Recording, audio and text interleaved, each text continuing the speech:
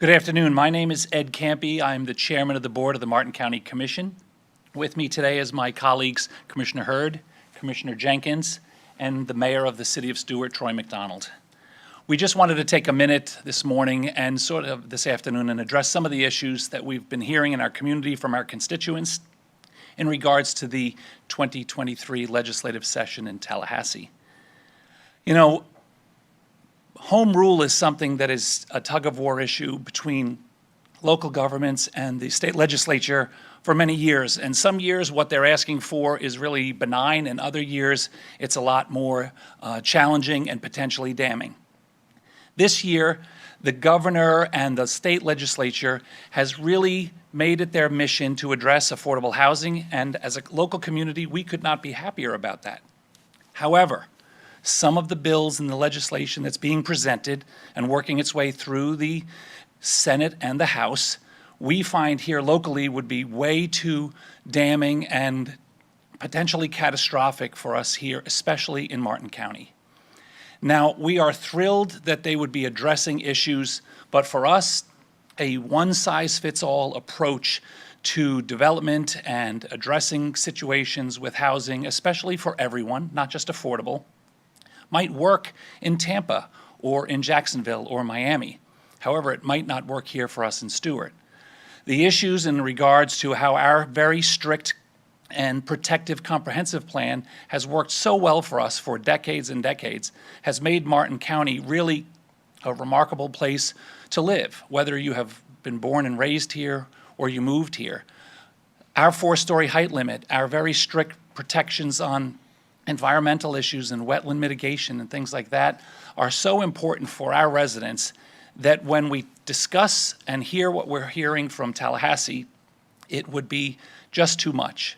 Now, we are very fortunate to have local representation from Senator Harold, Representative Oberdorf, and Representative Snyder, who have for such a long time fought to protect us and enhance our quality of life here in Martin County and on the Treasure Coast. But we know that when you get to Tallahassee, they can only do so much. So we're really counting on our local residents to educate themselves and inform themselves on the situations that are happening hundreds and hundreds of miles away in our state capital. However, these issues will become very, very apparent here in our hometown. So what we're trying to do is enhance and work with our colleagues across the state with the Florida Association of Counties, because there is a lot of other smaller counties like us that really need to understand exactly what the lifestyle choices are made. And then also with our larger county constituents and colleagues on other commissions, this might be a great opportunity for them, but some of the things that are being presented just will not work here. And so we will be traveling to Tallahassee, we'll be sending our representatives. We ask all residents that are following along whether to review our homepage and our website at martin.fl.us for more information. And, you know, we're confident that we can structure something with our representatives in Tallahassee that will work for everyone, whether you're a large county or a smaller county, whether you are embracing the thousands of people that move to Florida every day and are glad to have them, or if you're looking to keep your quality of life and the nuances that make your county so special. And with that, I would take a couple of questions. What's the name of that association and which counties, you don't have to list all, but how many counties in that association? The Florida Association of Counties represents all 67 counties. So have you spoken with other rural, or maybe not even rural, but just less populated counties in the state, and are they in agreement with you about this Live Local Act and some other bills having a one-size-fits-all that's going to be harming other counties? We've just started. You know, a couple of our representatives, Commissioner Smith and Commissioner Hetherington, can't be here. Commissioner Smith's been very active, was the former president of the Florida Association of Counties, and our legislative staff will be heading to Tallahassee, where they will have meetings with our legislators and others from representing other areas in the state, but we'll also be up there with the Florida Association of Counties having meetings. And like I said, some of these issues are not as dramatic for larger counties. You know, if you're Tampa or West Palm Beach, some of the issues that are being presented might meld very well into programs that you have already worked on. But here, we have a very strict kind of strategy on what we look to see what our future will be. And so with that in mind, it's more important for us. Would you say that there's a certain issue that is the most harmful to Martin County's vision for the future? Is it the height requirements that you have currently, or is it the density, or is it other issues that are the most damaging to Martin County's vision for the future? The question was, what do we feel is the most damaging issues of the legislative package that seems to be working its way through? For us, we feel confident, I can speak for my colleagues, we had a discussion about this last Tuesday at our meeting, that the 4-story height limit for us will not be in jeopardy. However, the 4-story height limit could be then potentially spread out more readily throughout the county than where it might be currently.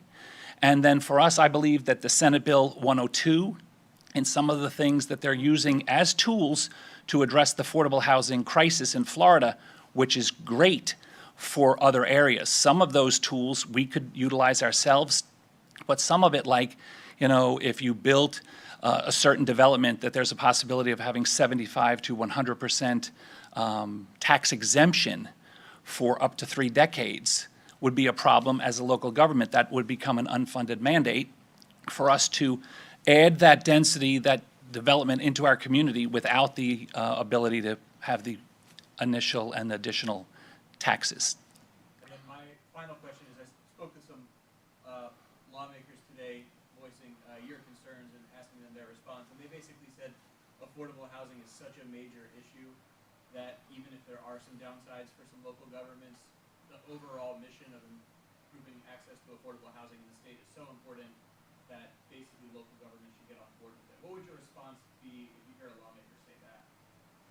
I have been pushing affordable housing and what we're calling essential housing, housing for everyone, not just workforce necessarily, but, you know, whether you're a young person that grew up in your community, went off to college, or went directly into the workforce and would like to live where you grew up, or if you're a senior citizen that, you know, is an empty nester or a widower, and now you have a 3-bedroom house that you don't need anymore. We need those options, and I completely agree, and I look forward to seeing all of the terrific things that come out of Tallahassee to address these housing issues. However, that being said, the same strategy that would work in Palm Beach County might not work in Martin County. And so I'm happy to hear the conversation is moving forward in Tallahassee with affordable housing and housing in general, but the concept that everyone will have all the things that it entails. We're just asking for a little bit of an opportunity to tailor it, to custom tailor it to what is appropriate for our community. Now, do we want to participate in housing options? Of course we do. But do we need them to be very specific to what the legislature might say is the best strategy for us? I think that goes to the definition of us losing home rule.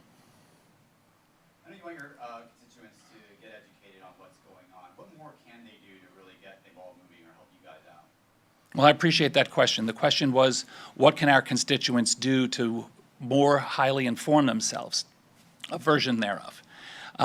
Our media staff, whether it's on our social media platforms, we really appreciate that you would come and hear this, because a lot of people will see your broadcasts and your presentations and understand that they can go to martin.fl.us. We'll have hot topics on our homepage, but also on our Facebook page and on our Twitter feeds and all the other social media tools that we have available to us, because, look, everyone realizes that young people and the media landscape has changed dramatically, so it's not just reading newspapers and watching broadcast TV news. I apologize to you, but whatever the social media strategy would be, we'll be on all of them. So are you encouraging to reach out, call, write letters? What would you like me to do? Well, I believe that once they feel that they have educated themselves on the issue, that they can reach out and let our local legislators, Senator Harold, Representative Oberdorf, and Representative Snyder, who do an excellent job representing us here on all topics, let them understand what their feelings are, let them understand how passionate they might be about this issue. And I believe that once, we already had Senator Harold come to meet us at one of our meetings, and she was very informative. And I know that this is sort of a moving target in Tallahassee, but it's already worked its way through the Senate. And there's a couple other bills that also have environmental impact consequences for us as well. So it's going to be a busy season up in Tallahassee. The session will be interesting. Our staff, our team, our commissioners, and our municipalities will be there to, do the work and the business of government, and hope that we can come up with a strategy that works for every Floridian, everyone, whether you are interested in having one of these apartments or interested in keeping your town's quality of life the way it is. I know that Martin County will need to participate in addressing the housing issues, but it's a large state. There's many much larger municipalities and counties that can address some of these issues without the potential detrimental impact that we might have here. And obviously, you guys are going to be doing your deals at the state level, but how helpful will it be to have local people speaking out on your behalf? Our whole entire system of government works on hearing from the people. We, the people. Look, we are local governments. We are the closest level of government to our constituents, and it works its way up.